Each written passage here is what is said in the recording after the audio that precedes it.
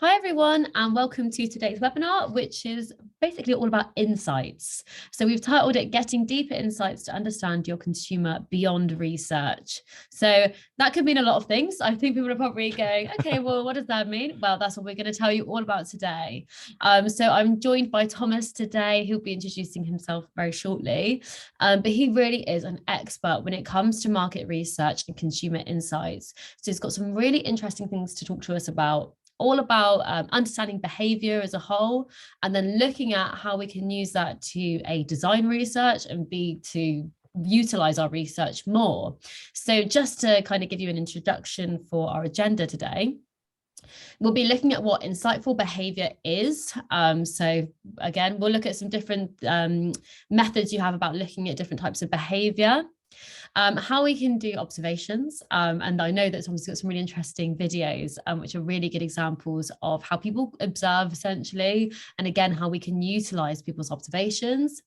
We'll be talking about how we can integrate that into interviews and interview technique. So when we're looking at interviewing consumers. And emotions as well, we're going to be looking at. So yeah, there's lots of different sort of topics to be covered today. And as I said, it's really exciting because this is something that I know that Thomas is very good at, very passionate about. So we've got some amazing insights. Just to confirm, this webinar is being recorded. So we will be sending out the recording at the end. And there is also going to be a chance for a Q&A. So if you've got any questions as we go through the webinar, please do feel free to make a note of them in the little Q&A box or in the chat, and also feel free to share anything in the chat as well, because there might be some things that really make you laugh within this webinar. We're looking at different behaviors, so feel free to interact with each other as well, because I think we might ask you some questions as we go through about things that you might be noticing or not noticing, so please do stay involved. So without going on too much, I'd love to introduce Thomas properly. So Thomas, please feel free to introduce yourself. Thank you, Carys. Yeah, I'm Thomas. Some of you may have seen me before in one of these webinars. I'm, a market research and insight manager by profession and by passion. So I've done it all my life, most of the time in Unilever, that some of you might know, with a global director position in the end. But then after I left, I felt like, I need to bring this expertise that I've got into more companies. So I created my own market research consultancy, which is mainly based on bringing consumer insights and bringing consumer thinking closer to companies. Because my feeling is that there's far too many companies where the board and people sit in their ivory towers and are not getting close enough to the consumers. And I feel you're missing the point. Sometimes you delegate things to market research or not, and they've got the odd people who work in market research and look at some facts and figures. But this is definitely not good enough. And this is also why I'm very happy to share some of my thinking today, because I feel in the end it's everybody in the organization, everybody in the companies who can do better in getting insights and getting understanding of consumers. Of course, I'm here because I'm heading the Ayton business for Germany. So whenever you're in Germany or whenever you do business in Germany, I'm involved in that, and I'm bringing this to the table. But enough of this. I think we need to go forward to some content and hand over back to Carys.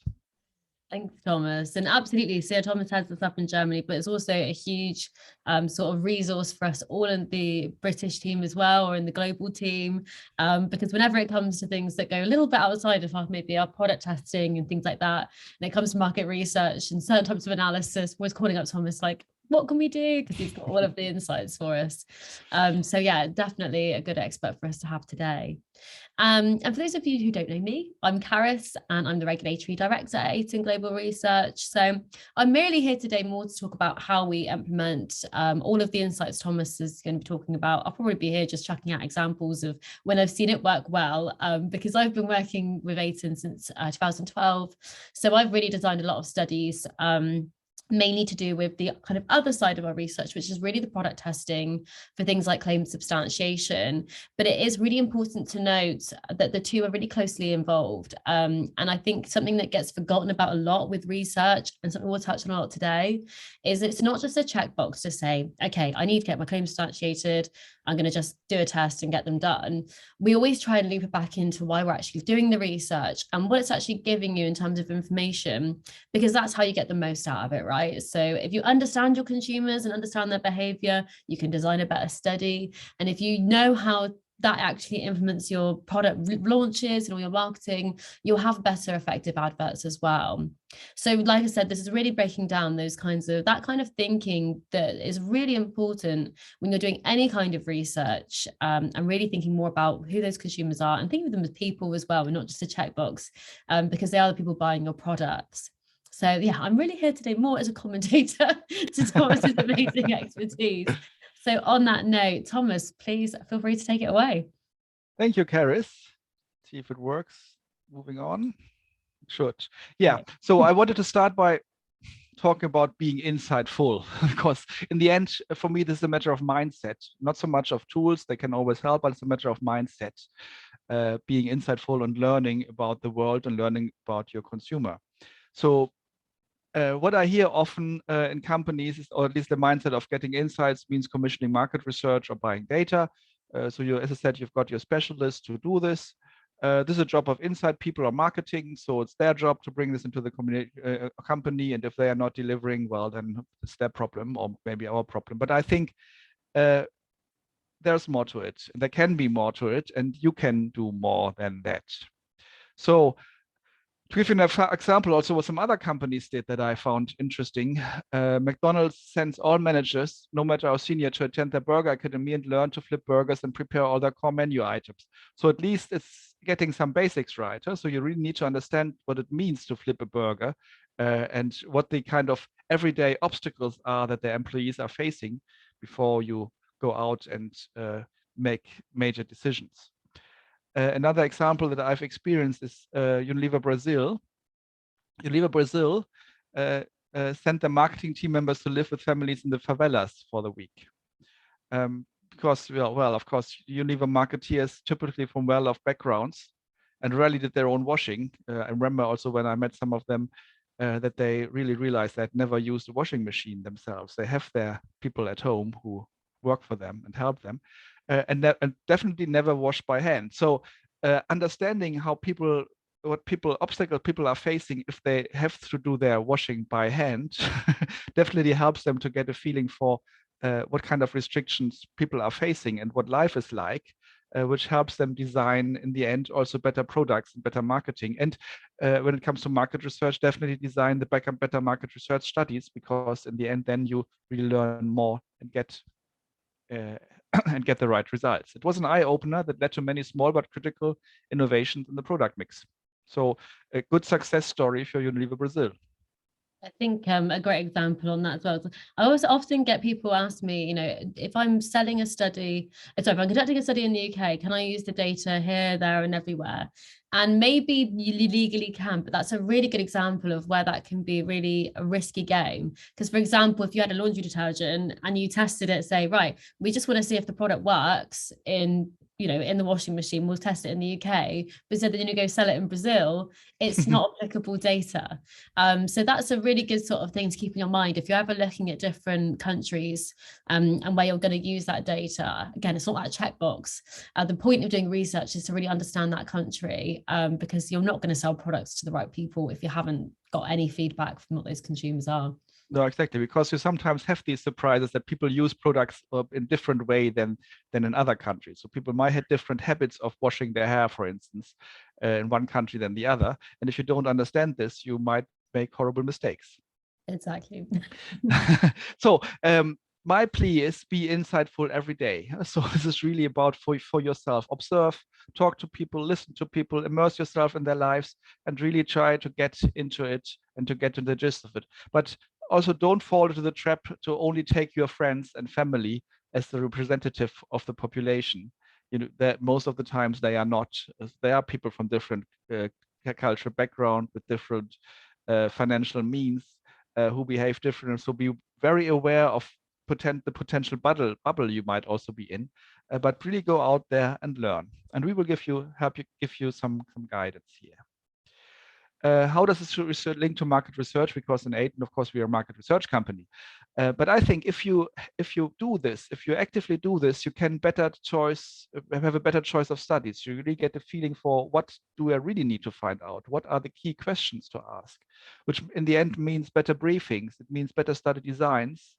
It means better questionnaires. And of course, in the end, also deeper understanding of the results. So all this is giving a framework for your market research in the end to make sure your market research is better equipped, and of course your market research money is better spent. I think in my life in Unilever, I've killed more market research initiatives than run because they were not well enough designed and structured and clear. But this also allowed to apply the budget for the really important ones. So I wanted to start with a little bit talking about observation and bias.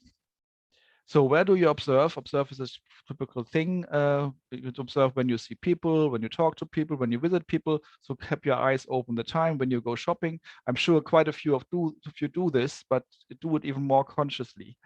When you observe people's behavior, when you read a study or report, when you read a newspaper. So in a day, this is a kind of everyday and everywhere opportunity for you to learn and to get better understanding of your consumers. But isn't that trivial and easy? Many people will say, yeah, well, this goes without saying that we do this all the time. And so what are you talking about? Let's see how good you are at observing. And I wanted to show, first of all, start by showing you a little video. This is a test of selective attention. Count how many times the players wearing white pass the basketball.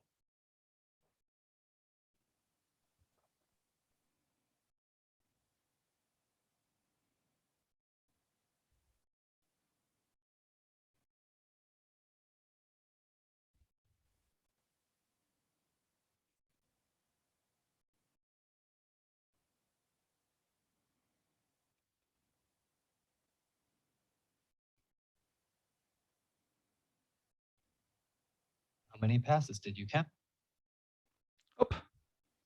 So this was jumping a little bit too fast, but anyway, maybe people, some of you can share in the blog what they've seen.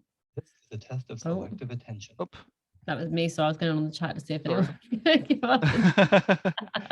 Does anyone want to share on the chat? How many times did you see them pass the ball, and is there anything else you noticed? Let's see if anyone comes up.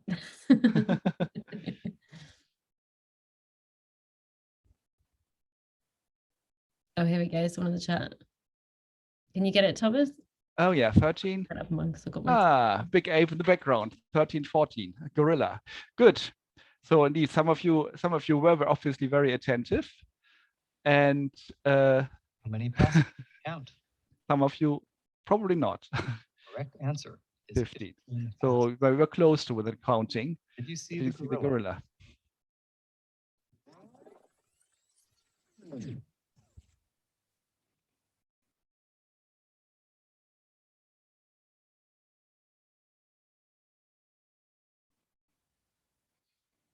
This video is from research by Daniel. If we were in a room, actually, you could have counted how many have seen the gorilla. We don't know yet, but I assume quite a few of you haven't seen it because this is what normally happens. You're so focused on what you want to see that you don't see something even obvious. I had some people who were absolutely incredulous and said, this wasn't there before, but it was. It's there all the time. You just don't see it if you concentrate on counting the balls. So this is what I call the first trap. We only see what we are focusing on. I have another nice example of that one. Oh. If you click, should we just click on it? It might just play. I'll try it. This should be an embedded video. I think or no, a linked video. If you right click it, can you open it on a link? No, I know. I love this one as well because you've watched it. It's a shame. Let me see if I can do it on my side. So I'm going to nick my mouse a minute. Yeah. Let's see. Right, I might just exit the presentation mode a minute. Sorry for the technical thing. It might be able to play it then. Okay, yeah. It's coming up there, but it's not. Oh. Oh. Oh, I think we're both trying to click it. Just try and right click it a minute. See if I can open it on. No, this is such a shame. If I click it on it now. Reference to external media object have been blocked. Enable content. Here we are. Oh, there we go. Now. It's always something simple. Is that playing now? There we go.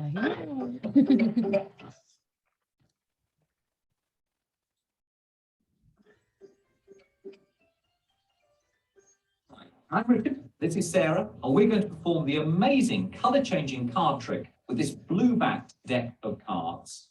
Now, the idea is very simple. I'm just going to spread the cards in front of Sarah and ask her to push any card towards the camera.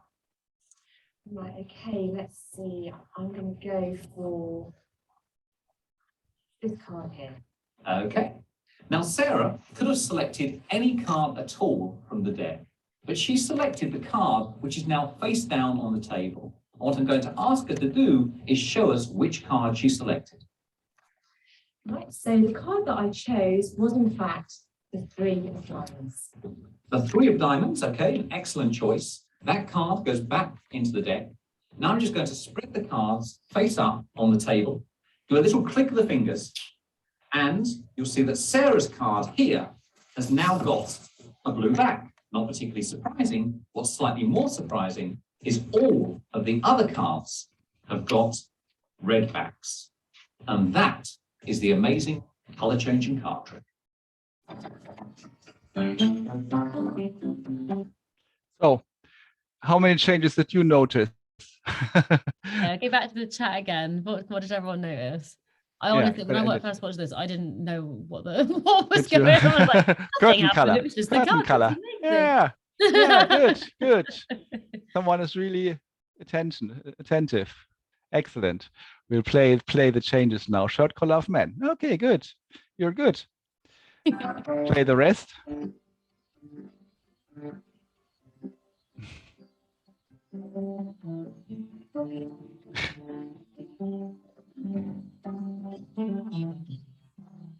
Hi, I'm Richard. This is Sarah, and we're going to perform the amazing colour-changing card trick with this blue-backed deck of cards.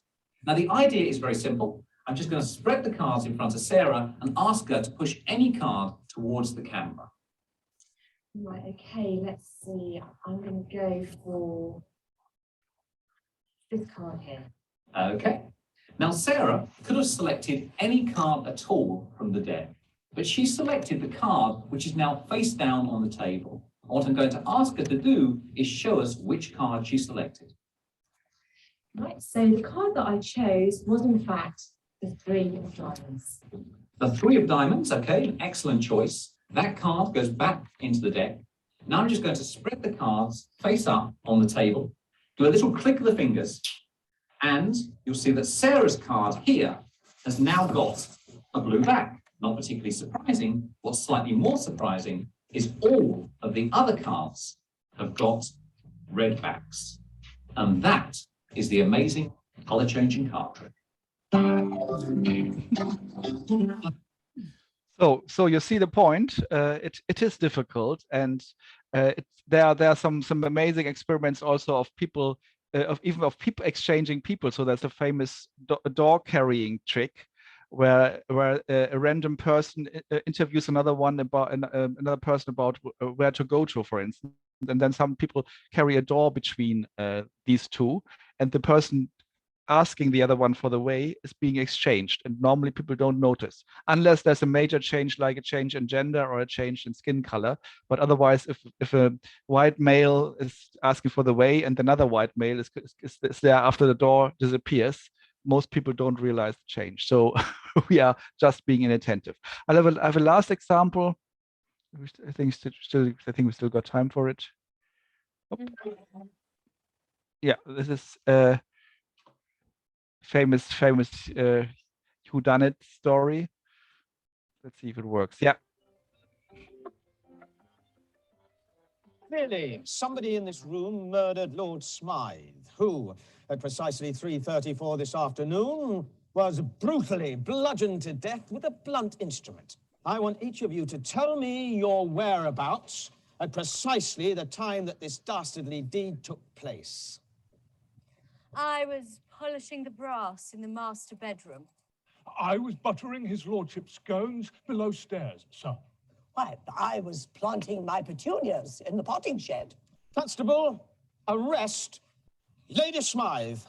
But how did you know? Madam, as any horticulturist will tell you, one does not plant petunias until May is out. Take her away. Sorry, madam.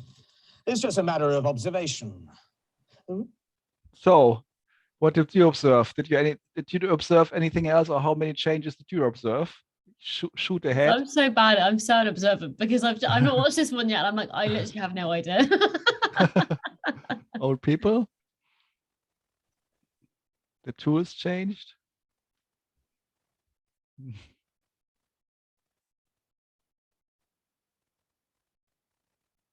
Okay. I'm gonna show the How observant? show what's behind it. 21 changes. Clearly, somebody in this room murdered Lord Smythe, who, at precisely 3:34 this afternoon, was brutally bludgeoned to death with a blunt instrument. I want each of you to tell me your whereabouts at precisely the time that this dastardly deed took place. I was polishing the brass in the master bedroom. I was buttering his lordship's scones below stairs, sir. Why, I was planting my petunias in the potting shed. Constable, arrest Lady Smythe. That was brilliant. Pretty much everything. Yeah, you see, almost everything has changed. So this is definitely, I think this is making the point that it is difficult to observe and to see what's going on, because we are just not trained to pay attention to things that we are not absolutely focusing on. So if you had said pay attention to the tools that the people have, they probably notice that they have changed. But if you're just not paying attention to it, you don't realize. So this is a big trap to fall into. We come to trap number 2. This is something to also see what you do observe here. And if you ask questions like, what can you tell me about that person, his profession, his family, his car, his house, I think mentally, normally, you've got a full film playing around about this, because we are used to think in boxes and stereotypes, and you mentally think of a businessman or BMW or whatever. We don't know, huh? So he might be a mass murderer. We have no idea. And the fact is, actually, we just see a man with a suit and a cigar and a tie. He's laughing. This is almost everything. The only thing we can observe. Everything else are our own assumptions and conclusions, which may or may not be right. Similar for this one. You automatically also have some other mental pictures in mind, but also you don't know. For all we know, he might be an eccentric multimillionaire who enjoys sitting around. We just don't know. So the thing is, don't draw your conclusions too fast. Challenge your assumptions and ask and check and find out what's really behind it. Your assumptions may be right, but as I said, very often they are not. So the trap 2 is we spontaneously draw conclusions, make assumptions, analyze, and gathering observation without drawing conclusions is difficult, as it goes against our regular way of thinking. We are trained, and it's a coping mechanism in life to say, this is a person that looks like I can trust her, and this is a person that might probably knock me down. This is a survival mechanism to draw these conclusions. But if we are really out observing, we need to at least to be aware of this and try to step away from assuming too much and too early. I briefly want to mention some other types of bias that I think are also interesting to realize and for you to be aware of when you want to observe. The first thing is selective perception. It's the tendency to not to notice and more quickly forget stimuli that cause emotional discomfort and contradict our prior beliefs. There was a famous experiment where people of a very rough football game, fans of both teams were watching the game and asked to comment. and you can be sure people only saw the fouls of the other game, so of the other team. So everybody felt like the other team was playing extremely unfair, while the own team was playing fair, which in the end, both of them were not really playing fair. An example of that in research as well is, again, we've had things like this where people expect a certain type of consumer to like their products. And I've had clients before that they're like, well, this is a very high-end product. We only want people that use really high-end brands to use the product, and things like that. Like, so in terms of that selective perception, they've gone, this is the consumer we want.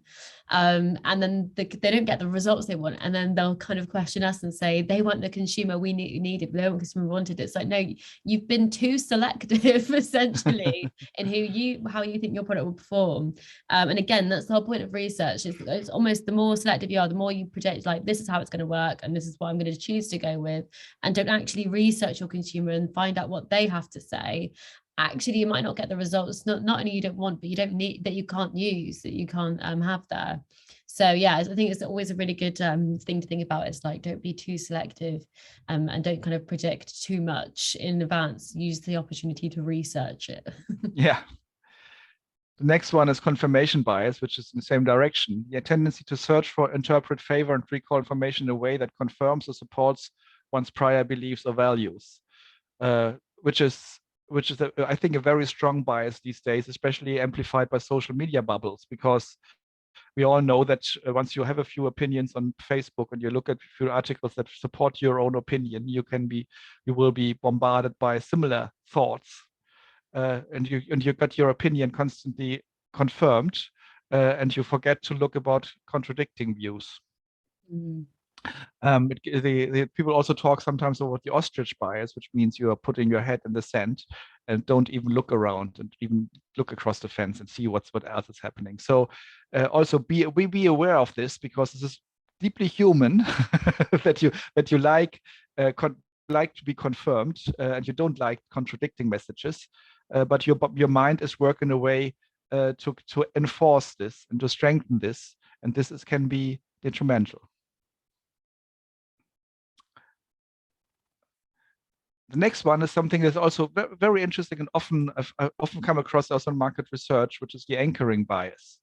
So it's a cognitive bias whereby an individual's decisions are influenced by a particular reference point or anchor. So it becomes very strong in numbers. So once a number is out there, people use this number as an anchor. So I put this picture of a dentist there because you can make the experiment of asking people how many dentists there are in New York. Nobody knows. But if you give a reference of saying, well, it's probably more than 100, isn't it? Or with another group, you say it's probably less than 1 million, isn't it? You can be sure that the estimate of all the people who have no idea about dentists in New York, that the estimates of the second group will be significantly higher than the estimates of the first group. So be aware of that also when you design questionnaires, because the scale or the numbers you enter there have an impact on what people will answer. Mm. It's a good example of that is always when we ask about how long a product lasts application, because if you sort of say, oh, it lasts up to 6 hours, well, that could be anything like from 1 hour to 2 hours up to 6 hours. Whereas if you kind of break it down, you'll get more accurate data. And again, it's that anchoring. If you kind of say, oh, well, it definitely lasted up to 12 hours, it doesn't really give you information you need. And it biases our volunteers' responses, which we don't want to do as well. And it biases also the range scale you are giving. Huh? So if you have a range from up to 6 hours, up to 12 hours, up to 24 hours, up to 48 hours, and another range that up to 2 hours, up to 4 hours, up to 6 hours, up to 10 hours, the average will be lower in the second one. Exactly. Yeah. Exactly. Because it biases people towards there's always a bias towards the middle whenever you give a range. And if a range is going up higher, then also the average will be higher. Yeah. So this is something definitely to keep in mind. The availability bias, it's a mental shortcut that relies on immediate examples that come to a given person's mind when evaluating a specific topic, concept, method, or decision. So things that are top of mind are overestimated. So there was the example of the fear of terrorist attacks, actually, especially after 9/11. got up very high, even though there are not many people dying of terrorist attacks. Or the fear of shark bites is getting hit by a shark is extremely high, even though there are not many in there. While sometimes people say the risk of getting hit by a coconut falling off a tree is higher than being bitten by a shark. Not sure if this is true, but at least it shows that things you are talking about are overestimated, things you're not talking about are underestimated. And finally, to add the last one, the bias blind spot, which you also have, the cognitive bias of recognizing the impact of biases on the judgment of others, while failing to see the impact of biases on its own judgment. So 85% of American people surveyed believe they are less biased than the average. So everybody believes everyone else is biased. I'm not, which is a bias in itself. So all I'm saying in here is actually be aware of your bias, and try to be as objective as possible, because only then you will really get closer to the truth. And as said, being able to better design your market research. I want to go into another more specific topic, which is interviewing, because I think this is extremely rich for everybody to interview people and to learn about what they think and what they do. It is difficult. Huh? So there are quite a few things that I just wanted to mention. You should make the respondent feel at ease. You need to build rapport. You need to be cautious friendly. All this seems like very logical, but if you all think of this at the same time, it's not that easy. Lead the interview, but don't talk too much. That's what I've seen very often, is that people who start interviewing and are not practiced in there, especially marketing or salespeople, they talk all the time. And all the time you talk, you don't hear what other people are saying. Ask decision questions clearly, remain neutral, and try to remain unbiased. This is also sometimes very difficult, because you will encounter people who have very odd and very strange opinions, and you will tend to correct them, especially if they say something wrong about your products. You're very likely prone to reacting to that. You shouldn't. You just should try and listen. Active listening, as I said, and pay attention to nonverbal cues, facial expression, body language. So there's much more to it than what people say. But it requires, of course, some training to be able to read also the body language and everything else. There are some good habits. If you listen, it's an active process. You should maintain eye contact, avoid distraction, encourage them to talk, concentrate, let the speaker finish, listen, understand. And as well, there are bad habits, which is, of course, the opposite, faking attention. People very quickly see if you're faking attention. So and then they start to get annoyed, and you won't get the right out of it. Allowing yourself to be distracted. So looking at your mobile phone while you're interviewing is probably not the best idea. Criticize the speaker, as said. Respect others' opinions. Be they as they are, and be they very weird and even very wrong, you need to respect them. Selective listening, the biases we had before, reacting emotionally, and of course making assumptions. We're coming back to what we said before. If you shouldn't make assumptions, you should ask people what's really going on. This brings me briefly to the topic of questionnaires versus discussion guide, because I see this very often being mixed up. I think when we talk about a questionnaire, we talk about a structured flow, we talk about mostly closed questions, we talk mainly about the kind of what, where, who questions, ratings, so very, very specific answers. While a discussion guide, you have a much more flexible flow with mostly open questions, is mainly the how and why, and probing is required. But you have most important for a discussion guide for me is having in mind what you want to understand, and then just have an open discussion and an open interview, like you were sitting with someone at the bar who you want to learn about. So this is not about ticking questions. This is really about interviewing. So for deeper understanding, we need a discussion guide, because this gives you an overview of key topics and areas you want to cover. It does not prescribe the question in detail, nor does it prescribe the order. Remember to go with the flow. And it's important that you probe and go deeper, as long as you have the feeling that you haven't understood enough. So this is really about your own curiosity that you need to play, and that you need to work on to get to and understand the most. Then it's an extremely rich way to get there. Finally, for me, the richest source of learning is the immersion. better than just interviewing people in a neutral environment. Go out and meet with people in their relevant surroundings. So their homes, their bathrooms, their cupboards, their shops. Go with the flow, go with them, because also this forbids them to bullshit. So if you just interview people, say, okay, what kind of cosmetics regime are you using? How many products are you using in the morning? People might feel the need to try and be sophisticated and say, of course, it's 4 every day and every morning. If you go there, you might find only 2 or 1.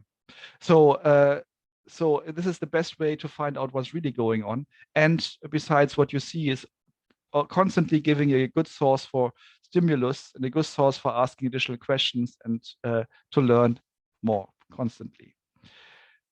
These settings create interstimulus, I said, and you can be sure this is not faked. It goes back to that example at the beginning, doesn't it, of the marketing team going to Brazil and like saying yes. rich people. Yes, exactly. This is a great example for immersion. Yes. Yes. Of course, it's a matter of the company and of yourself if you can do it and how far you can do it. But I believe it also going shopping with them and see actually what, if they want to shop for your products, go with them to the shelf and see what they see. Let them tell you what they see and what is important for them. Then looking at the products at the shelves, what do they recognize? What do they see? What do they grab? It is an extremely rich source of inspiration and learning. It's even something you could build into a product test. I mean, I've not done this before, but like I said, and if you said to people, instead of ask them what products do you use, what brands, which can be like I said, they can kind of make up anything. You could say, can you upload a picture of your morning routine or something like that? So if you wanted to get more of an insight, it's all stuff we can look at building in from that side. That'd be more honest than sort of saying, do you use a day cream and a night cream and a night cream? Yeah, sure. But if you just say, can you just upload a picture, it might give you a bit more insight there. Mm-hmm. So, and also indeed some little tips of if you prepare for an immersion interview, familiarize with the discussion guide. So it's not about having a sheet of paper in front of you and reading out the questions. It's really about understanding what you want to know and practicing it and talk about it. Be ready with stimulus material, make an appointment, explain the purpose, assure confidentiality, tell them how long you want to talk. All these are kind of and of course, observe some kind of dress code. And something that I always can't stress too often, use consumer language, because I think we all in our companies have a specific company slang. There might be specific abbreviations for kinds of products, which is not consumer language. And as soon as we become too technical or too absorbed in your company language, this is a bit strange for consumers and doesn't help you build a report and the good understanding that you need to really get most out of it. So this is a little bit more about setting the scene. By the way, it's good if you really go out, it's often good to do this in pairs, because then you can help yourself and one person can take notes, the other can observe or ask questions. It's often easier if you're not really familiar with that. But then it's then introducing, this is a kind of typical courtesy thing, but it helps to keep this in mind. And more or less it's the things that we had already mentioned. Take and keep control of the interview, pay attention to nonverbal cues, be patient, ask questions clearly, and remember the top tips, which I will mention in a minute. And at the end, of course, a good thank you is always helpful, and depending on what you agreed, give an incentive or at least a little present, because people really feel appreciated if in the end we thank them profusely with a little bit of a gift. I want to end with my top tips, because so for interviews and immersions, be a friendly detective, not a business person. Listen as much as possible. Do not influence what your interviewer says by your comments. So let people talk and do not talk yourself. Speak and think their language. Avoid corporate slang. I mentioned it before. Remember to use rather open than closed questions and avoid leading questions. We think there's a big trend in natural cosmetic. Don't you agree? This is not really helpful. This is very leading. Lots of nodding and prompting. Open why, how, when, who questions rather than giving a personal reaction. Don't assume anything. Your interviewer might be saying something for a totally different reason than the one that you've assumed. Ask why or why not. So can't stress this too much. We talked about the assumptions before, and this is a trap that you fall in all the time, and it's extremely difficult. So if you've got 10 people doing the same thing for the same reason, then with the 11th, you're very likely to assume, yeah, well, you've heard all this before, but still ask, and he or she might have suddenly a different reason, and that might be very surprising and eye-opening. Use the power of silence. This is, I think, something extremely powerful and extremely difficult, because whenever you've built rapport with someone and you're in a nice discussion, both people will want to keep the flow going. And it's difficult if someone is not speaking, then everybody will feel the urge to keep talking and start talking again. But the one who is interviewing is in charge, and he or she is much more likely to feel that urge much earlier than the other one. So bear with it, bear with the silence, and wait. And you can be sure that at some stage, the other one will start talking again. And then often you hear things that you wouldn't have expected, things that are really top of mind for those people and not necessarily for you who is interviewing. So this is extremely difficult, because it feels very uncomfortable to have silence lingering. But in the end, it's a good tool to get more out of an interview. Go with the flow. Use the discussion guides as a prompt for areas you want to cover, not necessarily follow it. So normally I just pick it up at the end and say, is there anything that I haven't captured so far, just to make sure it's a kind of sanity check, but otherwise you can just interview because you know what you want to know. And observe and notice discrepancy between what they say and what you see. And this, of course, can be a good stimulus for further discussions. So without telling them that they've lied, but just say, actually, you told me before that this is, and now if I look at your shelf, it looks a bit different than what I expected. So can you tell me more about it? And if you're in pairs, pre-agree who speaks and who takes notes. So if you note down anything surprising or conflicting, or that you want to probe in more detail. So for instance, if they are saying prompts you to think of a question, just ask it. So these are a little bit of tips, some tips that I think help you make better interviews. Yeah, just keep them in mind, and I can only encourage you to do this more often than you did before. I found one little quote in the end that I think is nicely summarizing the philosophy behind it. I saw an exhibition which I found very impressive at the Museum of the American Indian in Manhattan. They were showing objects from the everyday lives of American Indians, each accompanied by a story from the person who submitted them. Found myself confronted by a pair of old, elaborately embroidered moccasins, and watched a young Indian on a TV monitor talking about how they had belonged to his great-grandfather. One day, he found these moccasins under a pile of old clothes and decided to put them on. Then something strange happened. His feet suddenly started moving in a stomping rhythm. His mother told him later that his great-grandfather had worn these moccasins for the bear dance, which was a great privilege to be allowed to perform. Since this experience at the Indian Museum, I know exactly what is meant by putting yourself in someone else's shoes. It is the perfect description of the nature of curious question. Until I can see the world from someone else's viewpoint, at least for a short period of time, and until these moccasins are on my feet, I have not learned enough. So this for you to bear in mind, step in someone else's shoes and try to see the world like he or she sees it. And then you learn, and then you really understood what they are thinking and feeling. So to sum this all up, say be insightful every day. And this leads to more meaningful discussions and better use of market research. So we will get better briefings, we get better questions, you get better interpretations, in the end, better market research and better value for your market research money. Observe, beware of the traps, and whenever you have the chance, immerse yourself, step into your consumer's shoes. Right. So that's what I want to say. Any questions? Feel Amazing. free to shoot. I'm gonna take my control back. Yeah. See if there's any questions for us. Yeah, feel free to fire away. And thanks for getting so involved as well, guys. It's been great to see you get involved with all the fun tests and stuff. I'd like that I'm rubbish at them. I think you all did much better. So let's have a look. I've got one actually from Chris on the chat to say this illustrates why concept aided consumer tests cannot be used as part of consumer claim substantiation. Not sure exactly which bit I was on about, to be fair. No. But no, definitely that's I think if you say about concept aided consumer tests, so in terms of consumer tests as general, always we say to go unbranded and everything like that, which is a really good, I guess probably where you're coming from, where if you say, you know, this is what the product is, this is what we want it to do, is what we want it to achieve, there's going to be a bias there. Before people start even using it, they're going to say, okay, we know what this product's trying to achieve. Yeah. So I've got that in my mind.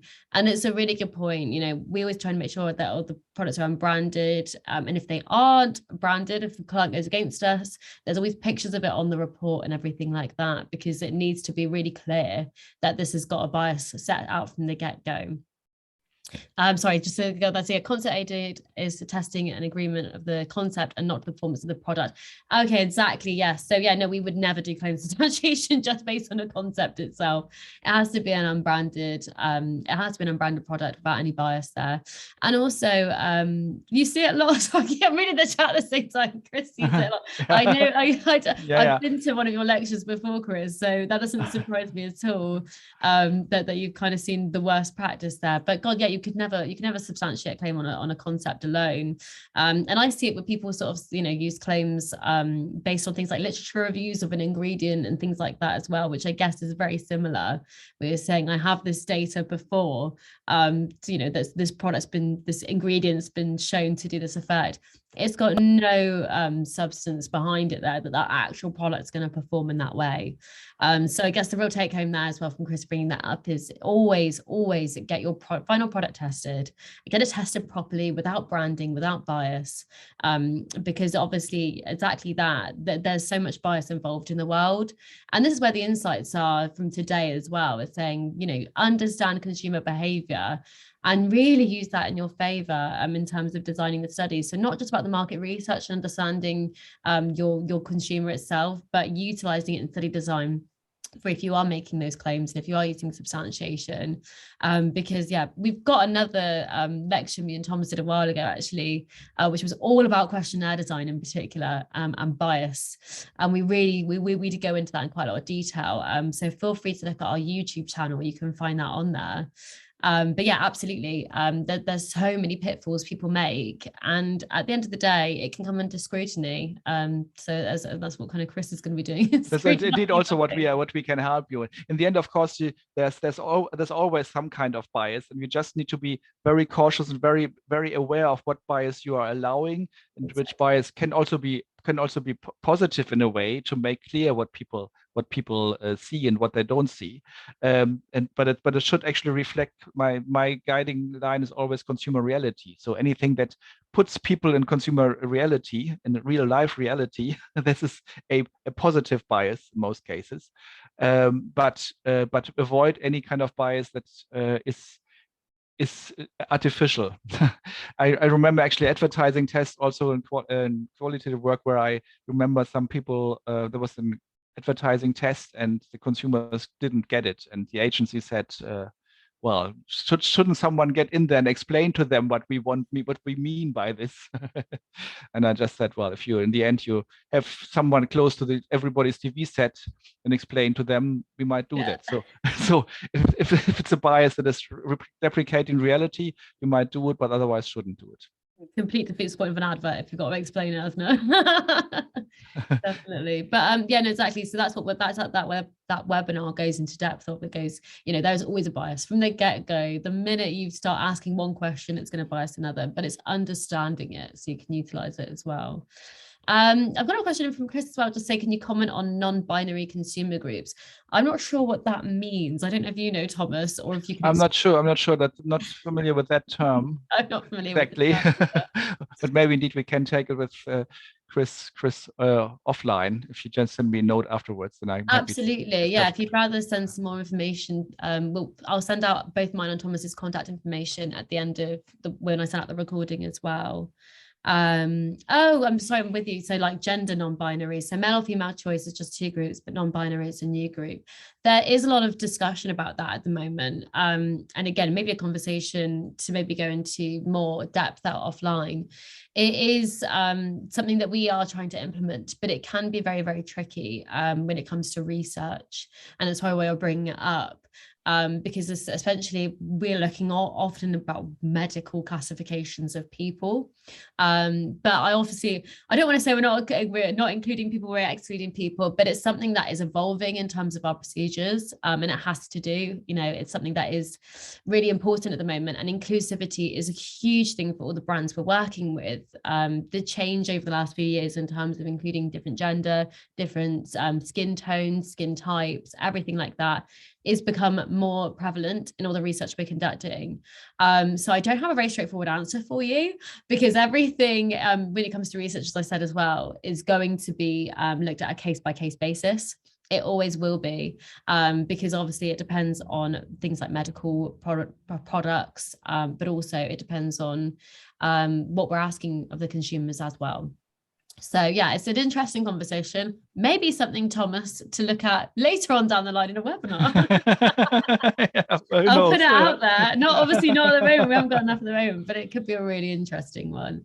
So yeah, it's an interesting topic for us. We've got certain studies we've been very inclusive, non-binary, other studies that has not been available, and not by us being, not inclusive of people, but it hasn't been appropriate essentially for what we're researching. So that's really about as much comment as I got on it at the moment. As I said, it's something that's continuously evolving, and it will continuously continue to change. I mean, no sense whatsoever. But yeah, if you'd like to have a conversation at any point about it, we'll send out our email information as well. You can get in touch. So I think that's all the questions coming for today. Okay. So I'm going to, there's always one more thing just to say thanks. It's a tough one. It is a tough one on the spot as well. Yes. I'm thinking a better answer. We're not going to discuss it with other people. But it is all something that's changing at the moment, as we said. So just to close off, it's the IFSCC 2022 is in September. I can't believe it. I've been talking about this for about a year. We are silver sponsors, and we're really, really excited to be sponsoring and exhibiting there. So please do register your interest and join us with that one as well. I've got no more webinars to talk about at the moment, so for the time being, I will actually, this is probably my last webinar for a while. I am actually looking at a new venture, so I will not be at Ayton Global Research for much longer, but I'll be very much still on the scene and very much still involved. So I'll more information to follow on that. But thank you for essentially watching my last AGR webinar. And thank you so much for joining me as well, Thomas. And God, what an amazing sort of interesting topic, and loads of insight from you. So I'm very, very pleased we're able to do this as well. And thank you everyone for attending as well. Thank you, Carys, and thank you all for attending, indeed. Amazing. And I'll be following up with the recording and our contact information very shortly. But in the meantime, have a lovely weekend, and thank you for joining. Thank you.